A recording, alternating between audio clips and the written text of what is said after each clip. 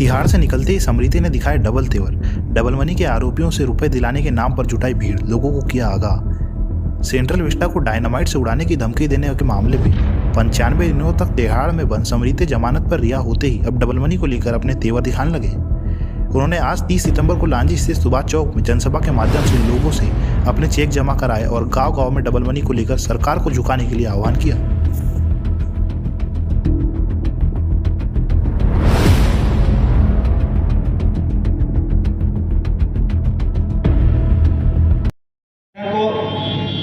बनाओ, लोगों में एक जागृति पैदा करो, क्योंकि जो पैसा है वो आपकी मेहनत का पैसा है। किसी ने मंगलसूत्र बेचा है, किसी ने गाय बेचा है, किसी ने बकरी बेचा है, किसी ने जमीन बेचा है, किसी ने पता नहीं क्या क्या किया। तो ये सारा का सारा जो पैसा है, ठीक है, एक हवा चल गई, एक लालच चल गया। मनुष्य का स्वभाव होता है, लालची स्वभाव होता है, लालच में आदमी बह गया। लेकिन सरकार तो जिम्मेदार है ना। अगर लांजी में सट्टा होगा तो कौन जिम्मेदार है? टीआई जिम्मेदार है। लांजी में अवैध शराब विक्रेता कौन जिम्मेदार? टीआई जिम्मेदार है, एसपी जिम्मेदार है। तो वैसे ही अवैध काम जब चल रहा था तो इसके लिए जब सरकार ने ध्यान नहीं दिया तो सरकार जिम्मेदारी लेगी, और सरकार जिम्मेदारी लेगी तो सरकार पैसा भी देगी। तो हमने अभी इसके लिए ज्ञापन भी तैयार किया है, और वो ज्ञापन कल आपको अखबारों में पढ़ने मिल जाएगा। मैंने इसमें कहा हूँ कि इस पूरे मामले की जांच के लिए एक हाईकोर्ट का जज की अध्यक्षता में एक कमीशन बैठना चाहिए, जो 1 महीने में अपनी रिपोर्ट दे सरकार को।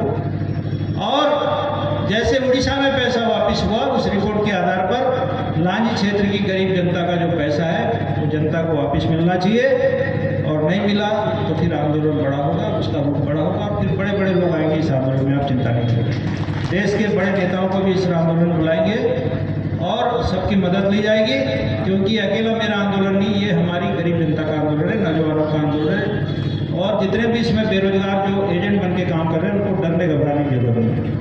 अब चूंकि इस आंदोलन में जनता के आप टारगेट हो, जनता का पैसा आपने वसूला है।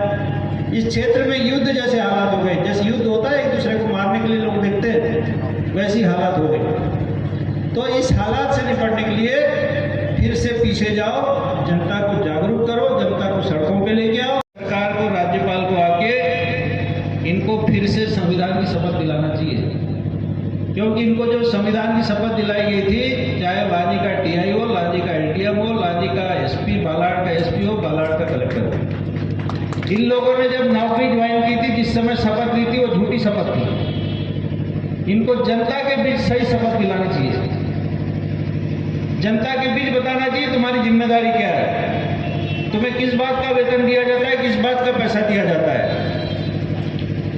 बड़ा अफसोस होता है मुझे, क्षेत्र में किसान जमीन नपवाने जाता है पटवारी से, तो बिना पैसे के पटवारी जमीन नहीं नापता। तहसीलदार के यहाँ जाओ तो बिना पैसे के तहसीलदार का बाबू पेशी नहीं देता। 10-10 दलाल तहसीलदार के यहाँ बैठे। कल तहसीलदार का आज फैसला आ रहा है तुम्हारे पक्ष में, परसों किसी ने पैसा दिया तो फैसला उसके पक्ष में। वही हालत एलडीएम की। मेरा कहना जो सरकारी तंत्र है, अगर यही लूट का काम करेगा तो फिर कौन बचेगा? किसको कौन बचाएगा? जब टीआई बेईमान होगा, तहसीलदार बेईमान होगा, एलडीएम बेईमान होगा, कलेक्टर बेईमान होगा, एसपी बेईमान होगा, तब क्या होगा? अभी चिट फंड का मामला हुआ, में बड़ी छापेमारी की, चिट फंड कंपनियों के खिलाफ बड़ी कार्रवाई की। पुलिस क्या स्पेशल इनको कोई, पुलिस भी तो संविधान से चलती है ना। मैं बालाघाट के एसपी से पूछना चाहता हूँ, कानून की बात तुम करते हो, कानून की बात हम भी करते हैं। जितने घरों में आपने छापेमारी की, क्या उन घरों के सर्च वारंट आपने लिए? पहला जवाब। जितने घरों में आपने छापेमारी की, उसके बाद जो माल जब्त हुआ, जो पैसा जब्त हुआ, उसका पंचनामा आपने बनाया? इसी का पंचनामा बनाया? पूछो सारे पत्रकार लोगों, मैं आपसे पूछ रहा हूँ। और पंचनामे के बाद एफआईआर जो सीआरपीसी 154 में होती है, वो एफआईआर करने वाला कौन था? ये कानून की भाषा है। जो इंक्वायरी ऑफिसर है उसी ने इस पूरे केस में छापेमारी की, जब्ती की और एफआईआर भी उसी ने की।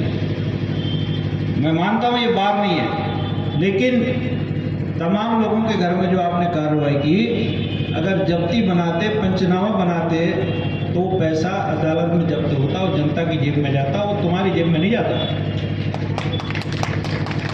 हजारों करोड़ रुपए मैं मानता हूं कि लोगों से लूट के आपने लाया, अपने घर में लाया, लेकिन जिसने लूट के लाया उसके घर में हम 10 लोग जाके और लूट कर ले तो ये अपराध नहीं है? ये तमाम पुलिस ऑफिसर जिन लोगों ने इस चीट फंड कंपनी में कार्रवाई की, इन सब के खिलाफ भी सीबीआई इंक्वायरी होना चाहिए, इनके घरों में भी छापे पड़ना चाहिए, इनके घरों से भी पैसे जब्त होना चाहिए। साथियों, ये बड़ी बात है, लोगों को बुरा लगे किशोर समृति ने ऐसा बोला। ये कानून की भाषा है। मेरे क्षेत्र की जनता गरीब है, लेकिन गरीब का मतलब नहीं है, कमजोर का मतलब नहीं कि